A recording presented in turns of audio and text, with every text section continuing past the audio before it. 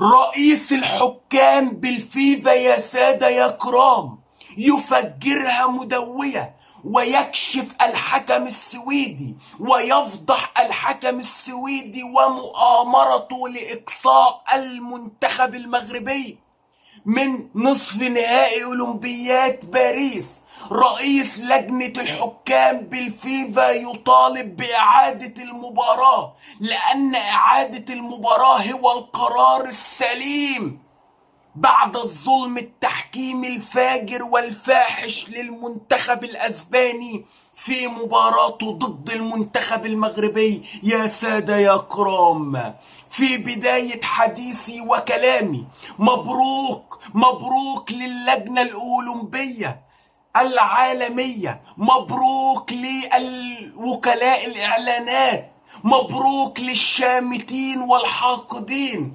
المغرب العظيم خرجت من أولمبياد باريس، ولكنها خرجت بفعل حكم سويدي قذر. يا سادة يا كرام، رئيس لجنة الحكام بالفيفا أكد أن الحكم السويدي تم وضعه لإدارة مباراة المغرب وأسبانيا للمرة الثانية بعد فضيحته التحكيمية ضد المنتخب المغربي في لقاء الأرجنتين في أولى المباريات هي جريمة من قبل لجنة التحكيم بالأولمبية الدولية.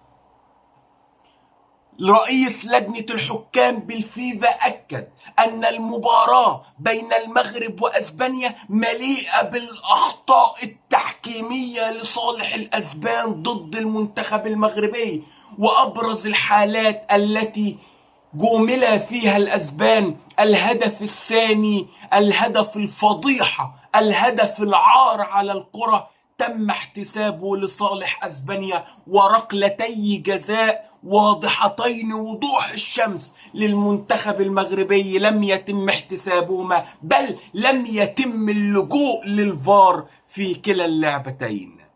أخيرا، رئيس لجنة الحكام بالاتحاد الدولي لكرة القدم أكد أنه يجب إعادة المباراة بحسب القانون. أخطاء تحكيمية فجة وفجرة وعدم استخدام تقنية الفار في حالات كثيرة للغاية يعني إعادة المباراة بلا أي شك وبلا أي نقاش.